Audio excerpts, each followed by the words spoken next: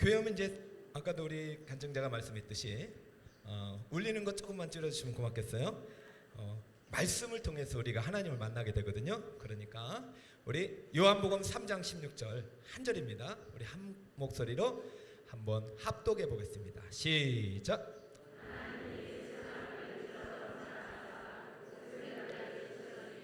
이는 그를 믿는 자마다 멸망하지 않고 영생을 얻게 하려 하심이라. 할렐루야. 네, 제 고향은 충청남도 예산입니다. 저는 충청도를 사랑합니다. 혹시 충청도가 고향이신 분 한번 손들어 보시겠어요? 아유, 고맙습니다. 네, 손들어 주시고 반갑고 사랑하고 축복합니다. 이러면 이제 서운하신 분들이 계시죠? 제 아내는 경상도입니다.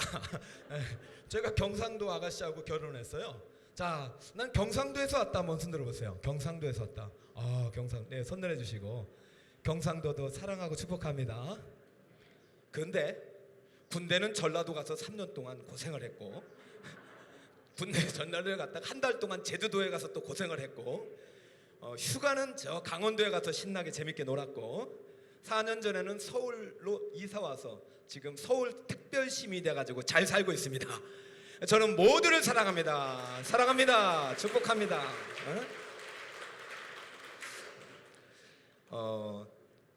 하나님께서 저에게 가장 주신 큰 복 중에 하나는 좋은 부모님을 만난 거였어요.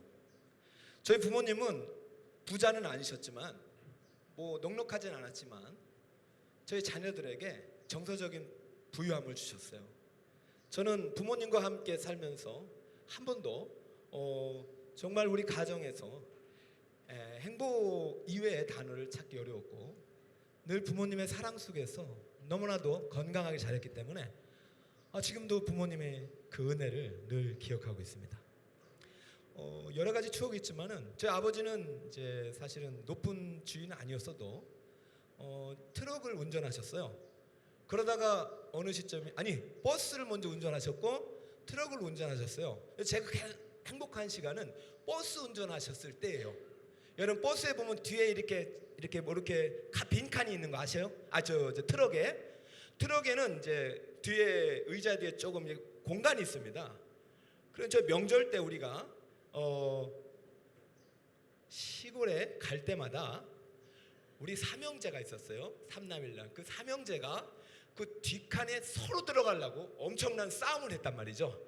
근데 어머니 아버지는 그것을 항상 즐겁게 바라봐 주셨고, 아버지는 방해가 될 수도 있는데도 불구하고 우리들이 뒤에서만 서로 이제 거기 들어가서 앉으려고 누르고 싸우는 것을 행복하게 바라보셨어요. 정말로 저는 그 짧은 시간이지만 지금도 그 트럭에서, 그 트럭이 뭐가 좋겠어요. 참 그 뒤에서 좁은 공간에서 삼형제가 서로 싸우면서 자기 자리라고 하면서 깔깔대면서 때로는 막 서로 치고받으면서 고향에 내려갔던 그 시간들이 너무나도 행복한 추억으로 있죠. 그런데 이런 행복한 일상을 깨뜨린 하나의 사건이 발생하였으니 그야말로 아들 쟁탈 사건이에요. 이게 무슨 말이냐면은 제 어머님 아버님은 3남을 두셨기 때문에, 여러분 그 시절에 아들이 셋 있으면 부자입니까? 가난한 자입니까? 부자예요. 아들 셋 있으니까 어깨 이렇게 올라가잖아요. 근데 큰 집에는 딸만 5이에요. 딸만 몇 명? 5명. 그러니까 항상 어깨가 이렇게 쳐져 있어요. 그래서 어느 날, 지금도 잊을 수가 없어요. 그 육촌 친척 형님께서 우리 집에 찾아오셔서 엄마 아빠를 앉혀놓고, 아니 당신네는 아들이 셋이나 있는데 저 큰 집 형님은 장손인데 딸만 5이니 아들을 1명 양자로 좀 보내시오 이랬습니다. 여러분 그 시절 뭐 오래된 것도 아니지만, 그래서 저희 어머니 아버지는 생각해보니 자기는 둘째고 큰형님이 아들이 없으니 그래 우리 셋 중에 하나는 보내야지 하고서 그때부터 가족 회의를 하겠습니다. 자, 아들 셋 불러다 놓고 누가 큰 집에 갈래? 선도라니까 누가 가겠어요? 서로 안 간다고 울고 불고 나 보내면 집 나간다 그래서 이제 큰아들은 또 큰아들이라 안 되겠다. 그리고 둘째는 또 둘째 또 그렇잖아요. 성질이 안 좋잖아요. 둘째는 죄송해요. 둘째가 좀 이렇게 가운데 껴서 늘 상처를 받으니까 그래 둘째 보내면 안 돼. 이제 막내가 5살이었어요. 몇 살이요? 막내는 뭘 잘 모르잖아요. 막 울다가 맛있는 거 사줄게 해서 꼬셔가지고 결국은 막내가 가기로 됐습니다. 저희는 잘 몰랐는데 어머니 아버님이 막내를 이제 잘 또 모르게 몰래 데려다가 큰 집에 맛있는 거 사주시고 그날 밤에 데려다 놓고 몰래 집으로 오셨어요. 여러분, 집안의 분위기가 어땠을까요? 자, 그 아들 한 명 있고 없고가 천지 차이더만요. 그 서로 이제 이게 꿈인지 현실인지 그렇게 하룻밤을 잔둥마둥 보냈는데 이게 웬일입니까? 그 다음날 오후에 이 막내 5살짜리가 문을 팍 차고 들어와 버린 거예요.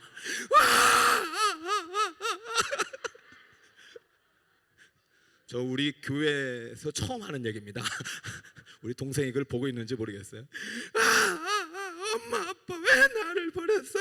그래서 저희 깜짝 놀래가지고, 여러분 제 고향은 충청남도 예산군 예산리 724번지고 본적 큰 집의 집은 저희가 태어난 곳이죠.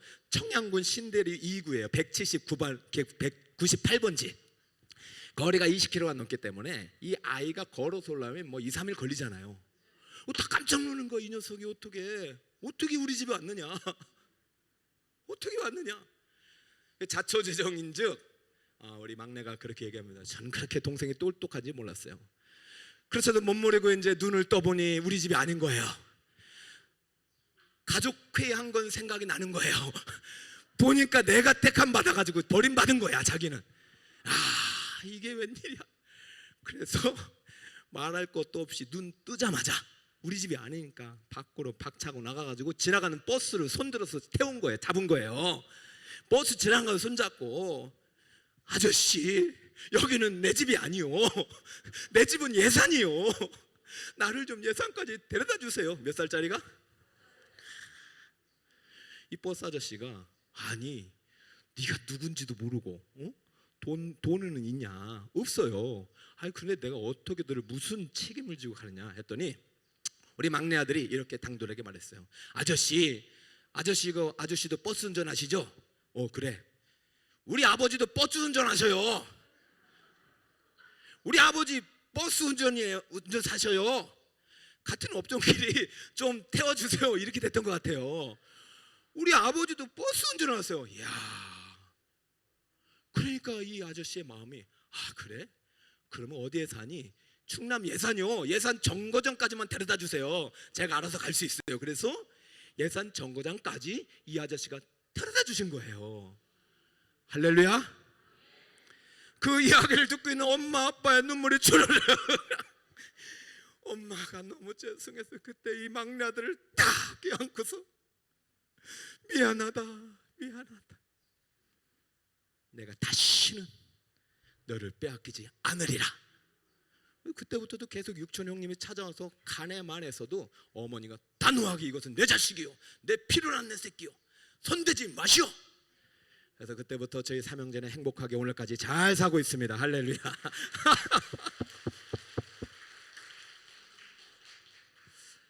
이 시간 복음의 향기, 말씀의 향기 시간인데요. 지금 한 이야기가 복음의 이야기를 좀 담고 있어요. 여러분, 하나님이 세상을 이처럼 사랑하셨어요. 이 우주 만물을 지으신 분은 창조주 하나님이시죠. 그러니까 하나님은 세상을 사랑하셔요. 왜? 본인이 만드셨기 때문에. 그리고 그 중에서 가장 사랑하신 대상이 누구일까요? 6째 날 만드신 인간이에요. 인간을 왜 사랑하시냐? 하나님의 형상을 닮았기 때문이죠. 여러분과 저는 누구를 닮았다고요? 하나님을 닮은 거예요. 그래서 하나님을 사랑할 수밖에 없죠. 그런데요, 인간의 시조인 아담과 하와가 사탄 마귀의 꾀임을 빠져서, 그만 하나님의 집인 에덴 동산에서 나와서 에덴의 동쪽으로 집을 떠나가 버렸어요. 에덴의 동쪽으로 집을 떠나가 버리는 순간 하나님이 먹지 말라는 선악과를 먹고 불순종해서 하나님의 말씀이 아니라 사탄 마귀의 말에 꾀임이 빠져서 에덴의 동쪽을 나가버리는 순간 그 문은 닫혀버리고, 그리고 천국은 영원히 멀리 사라져버렸어요. 이 땅 가운데 원래는 에덴이라는 천국이 있었거든요. 근데 그 천국이 인간의 죄로 말미암아 사라져 버렸어요. 하나님의 나라가 이 땅에 있었어요.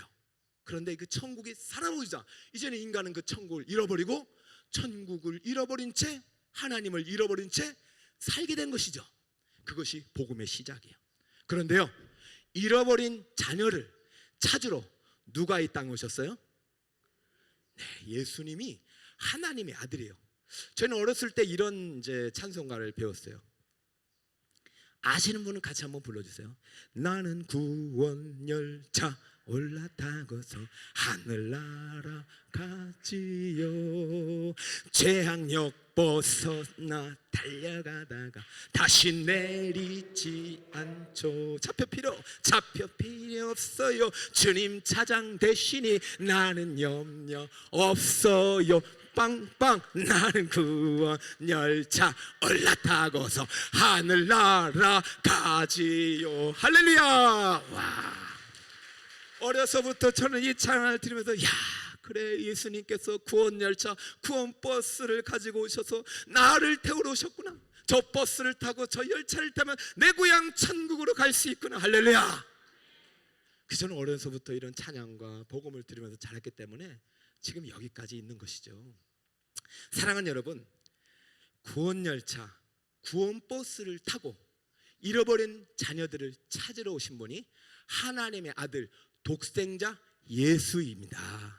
그럼 오늘 성경은 이렇게 시작되죠. 하나님이 세상을 이처럼 사랑하사 누구를 주셨으니? 그렇죠, 독생자를 주셨으니. 이것이 하나님의 사랑의 프로포즈예요. 여러분, 제가 우리 경상도 출신의 아내를 만난 것은 기적입니다. 우리 충청도 부모님들은 경상도 아가씨를 안 좋아하셨어요. 나는 경상도 아가씨만 빼고 다 좋다. 그래서 저도 이제 경상도 아가씨에게는 눈을 주지 않았어요. 여러분, 제가 얼마나 인기 있는 남자인지 잘 모르시죠? 자, 제가 뭐 지금도 이렇게 뭐 볼만 하시지만 제가 청년 때는 정말로 훈남이었어요. 그래서 너무 참 잘생겼다는 소리를 죄송하지만 들었었고, 저는 그래도 공부도 열심히 잘해가지고 삼성그룹 공채로 들어가서 열심히 삼성맨이었단 말이죠. 그리고 신체 건강해가지고 ROTC 장교 31기로 임관한 장교 출신이란 말이죠. 거기다가 군대도 제일 힘든 공수부대까지 가는 용맹한 사람이란 말이죠. 그리고 믿음도 너무 좋아서 각종 회장, 기관장, 무슨 뭐 위원회는 다 맡았던 청년 교회 오빠였단 말이죠. 그러니까 이제 잘생겼어, 공부 잘해, 용맹해, 리더십 있어, 교회 오빠야. 그러니 결혼 신랑 순위 1등인 거예요. 믿거나 말거나. 그런데요, 결혼은 딱 한 여자랑 하더라요. 어느 순간부터 우리 아내는 경상도 출신으로서 가는 곳이라고는 교회, 학교, 집. 어디라고요? 교회, 학교, 집. 교회, 학교, 집. 이것밖에 모르는 순둥이에요. 또한 흠모할 것도 처음에는 없었어요. 그런데 하나님께서 제 눈을 여셨어요. 언젠가부터 아내가 걸어오는 게 보이기 시작했고, 아내가 반주하는 것, 아내가 웃는 것, 아내가 하는 모든 행동들이 다 이쁘게 다가왔어요. 기적이 아니겠습니까? 그것을 바로 전문적인 용어로 콩깍지가 씌었다. 그런데 그때 씌운 콩깍지가 아직까지 벗겨지지 않고 있어요. 그래서 저는 결혼 24년까지 딱 한 번 말고 싸우지는 않았단 말이야. 그렇죠? 아무튼 저는 지금도 우리 아내를 사랑하고, 어느 순간 내게 다가온 이 나의 갈비뼈, 이 아내를 정말로 사랑하는 마음으로 여기까지 올 수 있었던 것은 제가 아내에게 했던 프로포즈를 누가 받아줬을까요? 아내가 받아준 거예요. 그럼 제가 아내에게 어떻게 프로포즈 했는지 한번 알려드릴까요? 자, 청년들 잘 들으시고, 저는요 용맹한 남자였잖아요. 그래가지고 그때 우리 늦가기 공부였어요. 그래서 영남대학교 작곡가를 다니고 있었어요, 아내가. 그래서 제가 여보가 아니지 그때는. 여보가 아니라 아가씨, 선희씨, 제가 오늘 당신에게 특별한 선물을 주고 싶소. 뭔데요? 그래가지고 가보면 아시오. 제가 다 이제 숨겨놓고 기타 하나 들고 장목과 백성이 들고 딱, 그래서 자 따라오시오. 그래서 그 운동장에 딱 도착해서 많은 학생들에게 얘기했어요. 여보시오, 학생들, 내가 지금부터 프로포즈를 할 테니까 관심 있는 분들은 다 구경하러 오시오. 그래서 사람들이 우와 박수 치면서 제가 프로포즈 하려고 지금처럼 이렇게 모인 거예요. 그때는 더 많이 모였어요. 그래서 제가 기타를 먼저 연주했어요. 무슨 노래 했는지 기억은 안 납니다. 아무튼 사랑의 뭐 세레나다 같은 기타를 딱 연주하고, 자 그리고 내가 당신을 정말 사랑하고 당신과 함께 평생을 함께하고 싶소. 하늘의 별이라도 따다 주겠어. 그래 이제부터 내 사랑을 받아주시오 하고 장미꽃 백송이를 준비해서, 백송이가 무거워서는 한 송이만 들고 왔습니다. 자 여보 일로 나와보세요.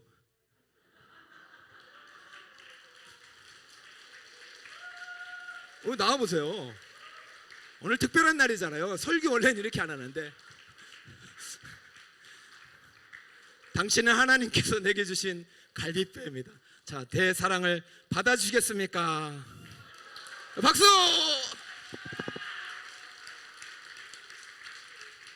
네, 들어가 주세요.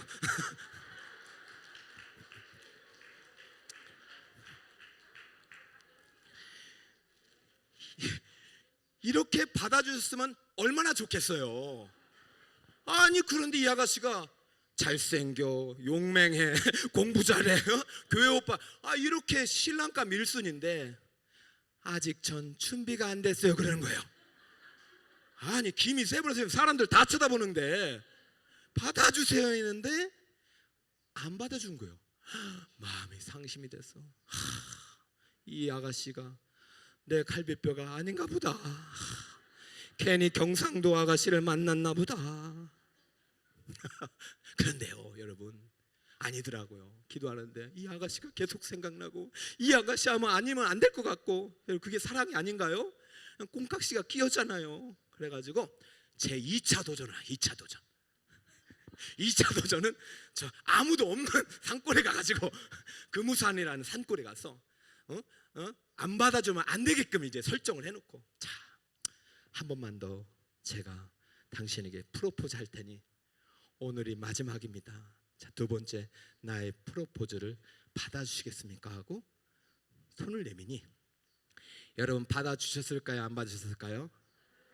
받아주는 거예요. 할렐루야, 할렐루야. 너무 기뻐가지고, 근데 그 순간 또 이런 의심이 또 오는 거예요. 왜 받아줄까? 진짜 이분이 나를 받아주는 것이 좀 궁금했어요. 그래? 그래서 제가 물었어요. 선희 씨, 왜 나를 받아주셨나요? 그랬더니 우리 아내가 하는 말이, 6개월 동안 당신을 만나봤는데 정말로 당신을 신뢰할 만한 사람이라는 것이 느껴졌다는 거예요. 만약에 당신을 많은 사람들이 도둑놈이라 하고, 많은 사람들이 거짓말쟁이라 하고, 나쁜 사람이라 해도 내가 당신을 6개월 동안 만나보니 당신은 그런 사람이 아니라는 것을 알게 됐대요. 그래서 내 삶을 앞으로 당신께 맡길 수 있겠다는 믿음이 생겨서 당신을 내 남편으로 받아들였다는 거예요. 할렐루야. 와, 말도 그렇게 멋있게 할 수가 없어요. 예쁘게. 그래서 제가 그랬어요. 진짜 내가 나쁜 놈이어도, 당신이 혹시 진짜 내가 나쁜 짓을 해도 끝까지 나를 버리지 않고 나와 함께 살아줄 수 있겠느냐? 그러지는 않겠다. 그럼 혹시라도 내가 잘못하고 내가 진짜 나쁜 놈이어도 끝까지 나를 믿고 나를 받아주시느냐 됐느냐 했더니 그렇게 하겠다는 거예요. 그러면서 이 말을 했어요.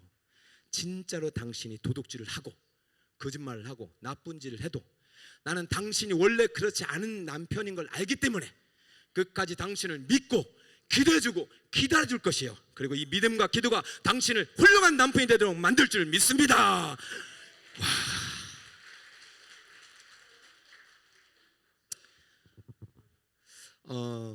이 이야기가 또 복음을 닮은 거죠.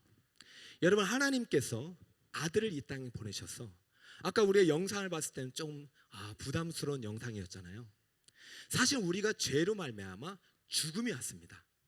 죄의 삭은 사망이라고 성경은 말해요. 한 사람으로 말미암아 죄가 세상에 들어오고 그 사람 때문에 사망이 왔대요. 이 중에서 100년 이상 살 사람은 한 분도 없을 거예요. 아니, 살 수는 있어요. 영원히 살 수 있는 사람은 한 명도 없어요.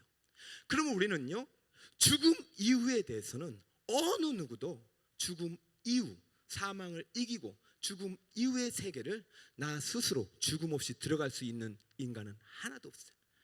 그래서 예수님께서 이 땅에 오신 것은 우리가 잘생기고 공부 잘하고 부자고 용감해서 우리를 구원해 주시는 것이 아니라 못나고 게으르고 거짓말하고 죄를 짓고 여전히 나쁜 삶을 살아갈지라도 그 죄인인 상태에서 우리를 구원하기 위해서 오신 분이십니다.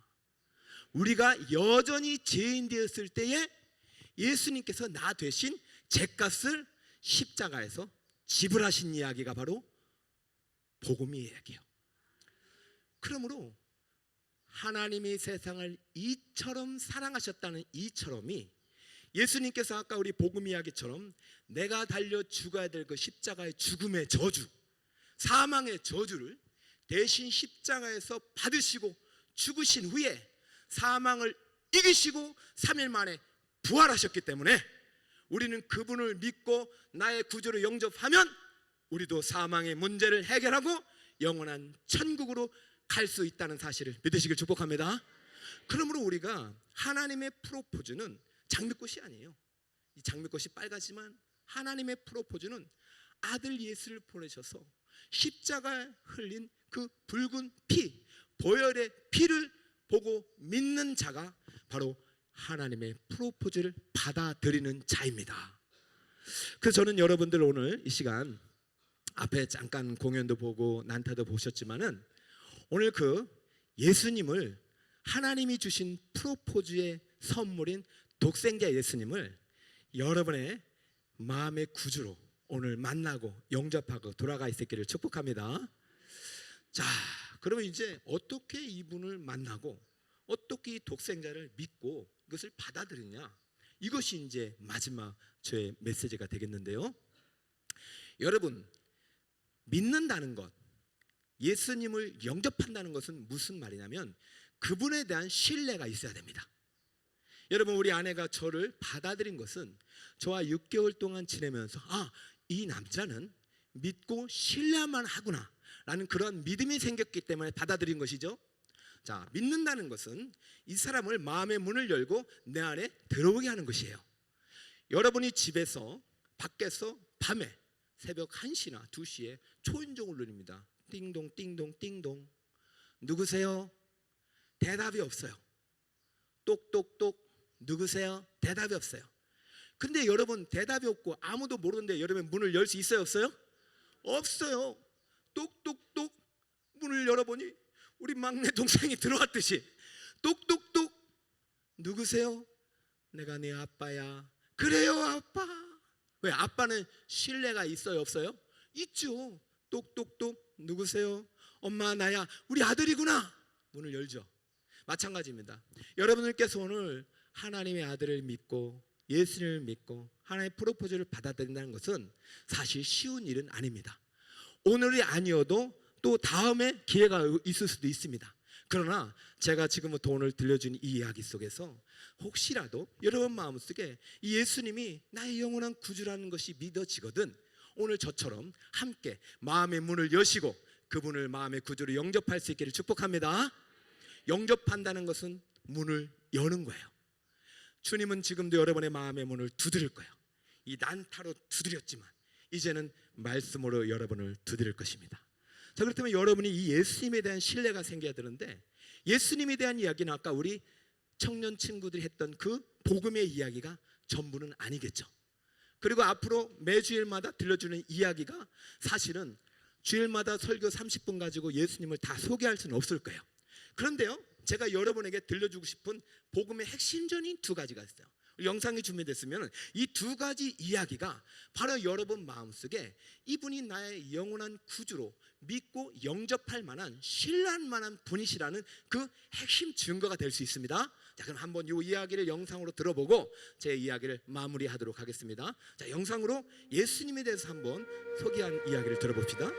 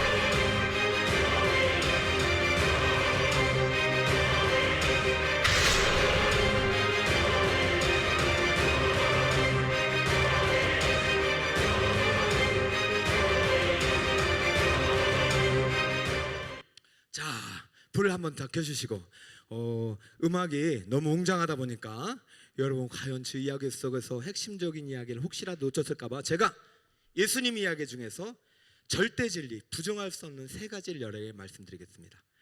독생자를 주셨으니 이는 그를 믿는 자마다 멸망하지 않고 영생을 얻는다고 했어요. 그럼 여러분이 정말 이분이 믿을 만한 가치가 있어야 되잖아요. 자, 첫 번째, 이분을 왜 믿을 만한 가치 있느냐? 이 독생자 예수란 분은 하나님의 독생하신 아들이십니다. 할렐루야. 하나님의 아들이십니다. 그럼 이분은 인간이 아니에요. 우리가 믿는 분은 하나님이에요. 천하 많은 종교들은 다 인간이 신이 됐다고 말하지만 이분은 신이 인간이 되신 분이에요. 이게 절대적으로 다른 종교와 우리 기독교의 차별성입니다. 하나님은, 예수님은 하나님의 독생하신 아들이십니다. 할렐루야. 이것이 여러분들께서 이 예수님을 여러분의 구원의 주로 영접할 만한 첫 번째 가치가 되는 진리고요. 두 번째는요, 계속해서 나오는 십자가의 죽음이에요. 예수님께서 우리의 죄를 대속하기 위해서 어디에 죽으셨다고요? 십자가에 달려 죽으셨어요. 여러분, 십자가란 얘기는 오늘 처음 오신 분들은 생소한 이야기일 거예요. 그냥 십자가는 나무의 형태래요. 죄인들이 달려서 죽는 곳이에요. 여러분, 우리는 십자가에 달려 죽지 않아도 우리는 다 늙어서라도 병 걸려서 죽게 돼 있어요. 이것이 죄의 값인데, 죄가 무엇이냐? 하나님을 알지 못하는 것, 하나님의 집에 떠나가 있는 것, 하나님을 모르는 것이 죄예요.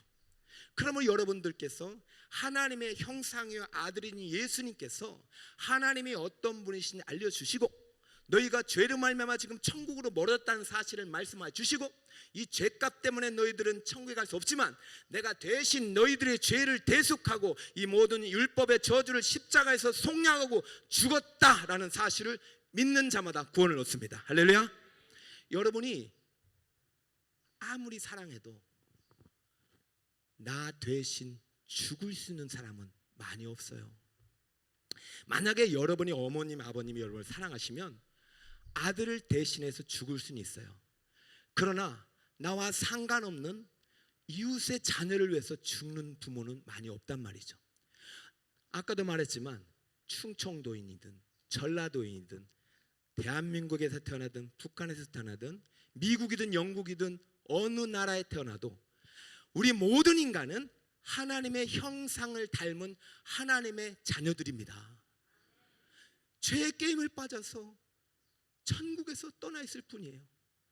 그러므로 하나님께서 구원의 방법은 아들을 보내주셔서 믿는 자마다, 아들 우리의 죄값을 대신하여 죽었다는 사실을 믿는 자마다, 천하 인간 중에 나 대신 죽으신 분이 이 독생자라는 사실이 믿어지는 자마다 구원을 얻게 되는 것입니다. 그러므로 죄인인 나를 사랑하셔서 나 대신 죽으신 분이 바로 예수님이에요.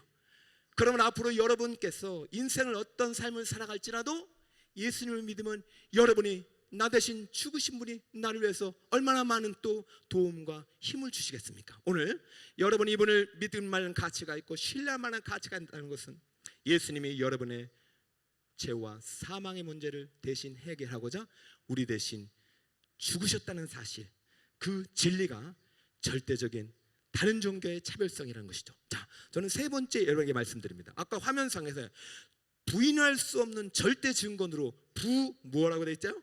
부활. 여러분, 부활이 무엇입니까? 부활은 죽음에서 다시 살아나는 것입니다. 천하 인간 중에 죽었다가 다시 살아난 인간은 하나도 없어요. 잠시 깨어나서 임상체험을 할 수 있어요. 그러나 죽었다가 살아나시고 부활 승천하셔서 다시 오겠다고 하신 분은 예수 그리스도밖에 없습니다. 여러분, 제가 이 예수님을 알게 된 것은 어린 시절이지만 예수님을 믿게 된 것은 제 의지가 아니에요. 하나님께서 말씀을 듣는 이 시간에 우리 마음의 문을 여시고 이 세 가지 진리가 나에게 들어오게 하셨답니다. 하나님의 아들이요 인간이 되셔서 나를 대신하여 죽으시고 부활 승천하셔서 다시 오겠다는 그 약속이 어느 순간부터 믿어졌습니다. 사랑하는 성도 여러분, 사랑하는 우리 초청받은 우리 기분 여러분, 오늘 제가 소개하신 예수 그리스도 하나님의 아들 독생자는 인간이 아니라 하나님이시며 인간이 되신 하나님이시고 나를 대신하여 죽으신 유일한 우리의 구주가 되심을 믿으시기를 축복합니다. 자, 예수님의 부활을 믿는 수많은 증인들이 2000년 전에 오신 예수님이 지금도 살아있다는 것을 증언합니다. 성경은 그 부활의 증인들이 이야기해요. 나왔던 야고보 친동생이거든요. 사도 바울, 예수님과 교회를 핍박했던 사람들이거든요. 성경의 수많은 증인들은 예수님의 부활을 증거한 사람들이고, 그분은 다시 살아나신 하나님의 아들이시오, 그분을 믿는 자마다 구원을 얻는다고 말씀하고 있습니다. 아니, 성경의 증언뿐만이 아니라 성경에 나와 있는 복음을 들은 수많은 지금도 살아있는 부활의 증인들이 많습니다. 여러분, 얼마 전에 4월 27일 날 우리 윤 대통령께서 미국 상하원 합동 연설을 하고 오셨어요. 혹시 아시나요? 거기서 대한민국 대통령 최초로 이렇게 말씀하셨습니다. 미국 국민들께, 그리고 미국에 있는 모든 기독교 하나님 믿는 분들께 진심으로 감사를 드립니다. 우리는 미국에서 복음을 들고 이 낯선 조선 땅에 오신 선교사님들에 의해서 우리나라는 건국되었고, 우리나라는 또 독립을 맞이할 수 있었습니다. 우리 대한민국은 미국의 여러분들의 선교사님들의 빚을 받았습니다. 그러므로 이 시간 대한민국을 대신하여 대신 감사 인사를 드립니다 라고 대통령이 이렇게 말했어요. 여러분, 이것이 사실일까요? 여러분, 우리나라의 근현대사에 기독교 복음이 아니었으면 오늘날의 독립도 없었고 오늘날의 해방도 없었단 말이죠. 여러분, 기미 독립선언서를 작성하신 33명 중에 16분이 기독교인이었습니다. 그리고 우리나라의 초대 대통령도 기독교인이었잖아요. 그리고 수많은 우리나라 일제 식민지 시대에 복음을 들고 왔던 분들 중에 수많은 선교사님들이 아까 부활의 증인으로서 오셔서 순교의 피를 흘리고 이 땅에 학교를 세웠고 병원을 세웠고 교회를 세웠습니다. 그 학교와 병원과 교회가 우리나라 근현대사와 우리나라 독립의 기초가 된 것이죠. 그 학교에서 배우고 교회에서 배우고 자란 수많은 민족의 지도자들이 이 나라를 일으킨 것이에요. 여러분, 1948년 5월 31일이었어요. 우리나라 최초의 국회가 개헌되고 헌법을 만드는 제헌국회에 그때 당시 의장이었던 이승만 대통령이 나왔고, 그리고 그때 당시는 기독교인들이 지도자였기 때문에 목사님들도 국회의원이었어요. 목사님 중에 이윤영 목사님께서 나오셔서 제헌국회에 앞서서 하나님께 감사의 기도를 드리자고 했습니다. 그래서 하나님께 우리나라 국회와 헌법과 대한민국의 기초를 세우는 그 시기에 이윤영 목사님께서 기도한 그 기도문이 저 국회 속기록 일면에 나와 있습니다. 그것을 제가 재작년에 받아서 여러분에게 설교한 적이 있었어요. 제가 이 말씀을 왜 드리냐, 부활이 없었다면 선교사님이 오지 않으셨어요. 나를 대신하여 죽으신 그분, 나의 죽음과 죄 때문에 대신 죽으신 생명을 주신 그분이 나를 향한 사랑이 너무 크다 보니 그분이 사랑하는 조선 땅을 사랑하지 않을 수밖에 없었고, 수많은 엘리트들은 자신의 부귀와 영광을 뒤로하고 대한민국에 선교를 하러 왔고 이 땅에서 복음을 전하다가 총칼에 의해서 죽임을 당하기도 하였어요. 그래서 여러분, 이 안에 있는 성경의 순교자뿐만 아니라 여러분, 양화지라는 곳이 아십니까? 양화전에 가보면은 그때 당시 우리나라 초기에 많은 선교사님들의 순교자의 무덤이 있고 어린아이의 무덤까지 있습니다. 사랑하는 여러분, 예수님의 부활이 사실이 아니라면 그분들이 이 먼 땅에 오셔서 목숨을 버릴 이유가 하나도 없다는 것이죠. 대한민국은 하나님이 보호하사 지금까지 지켜주신 하나님의 부활의 증거의 나라인 줄 믿습니다. 여러분, 세계 역사상 가난한 나라요, 원조 나라요, 패망국이요, 나라의 어떤 전쟁으로 멸망할 뻔했던 그 나라 중에서 지금은 담을 도와주고 있는 나라는 대한민국이 유일합니다. 이것은 하나님의 기적의 결과인 줄 믿습니다. 이것이 부인할 수 없는 부활의 증거예요, 대한민국이. 저는 그 무엇보다도 오늘 우리 북서울 꿈의 아까도 김양숙 성도님이 바로 부활의 증인임을 믿습니다. 1년 동안 이렇게 변화되는 것은 하나님이 살아계시다는 증거예요. 우리 성도님 많이 예쁘시죠? 근데 하나님은 더 마음을 예쁘게 만들고 계신 거예요. 사랑하는 여러분, 하나님의 프로포즈를 받으시길 축복합니다. 저는 하나님의 프로포즈를 초등학교 때 받았어요.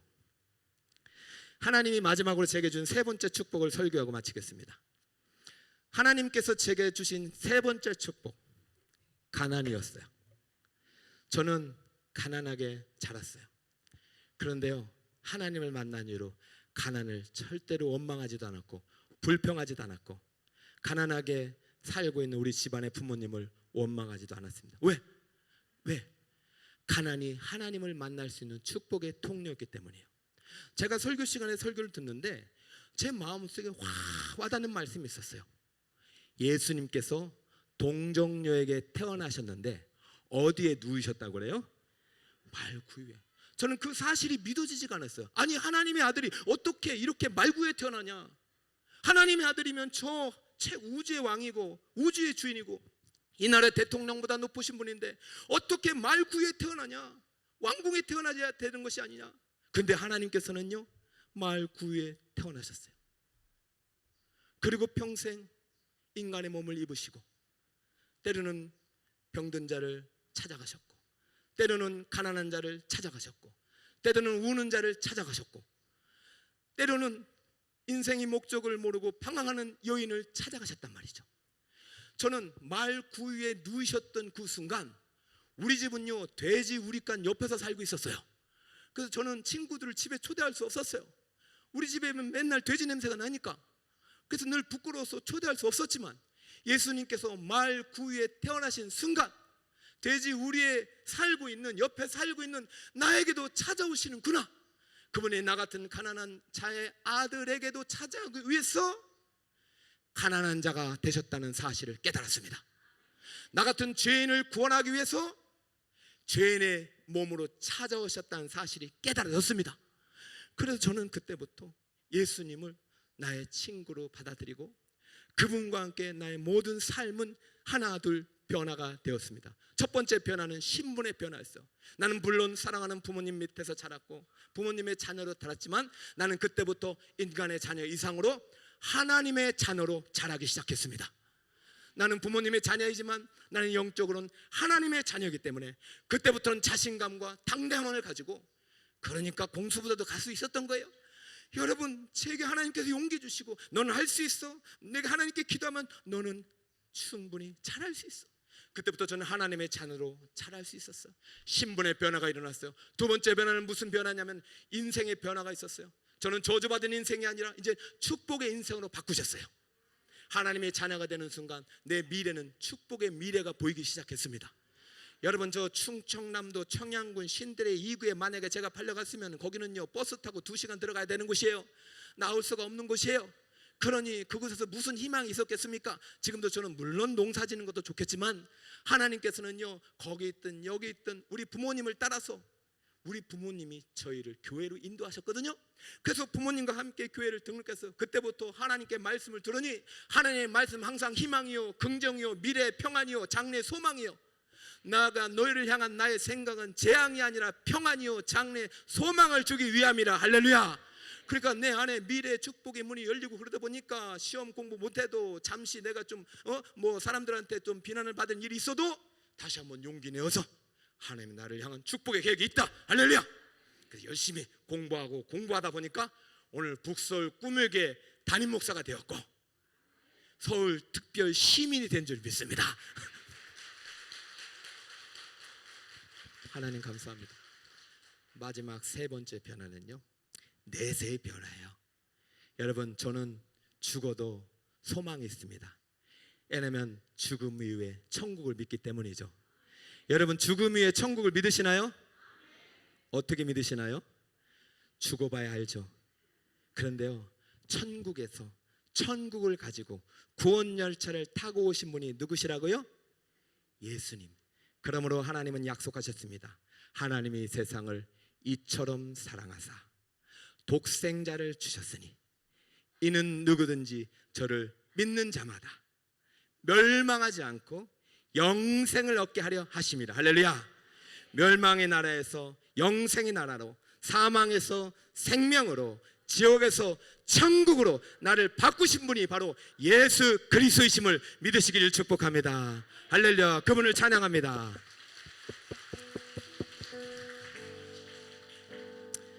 여러분, 짧은 시간이지만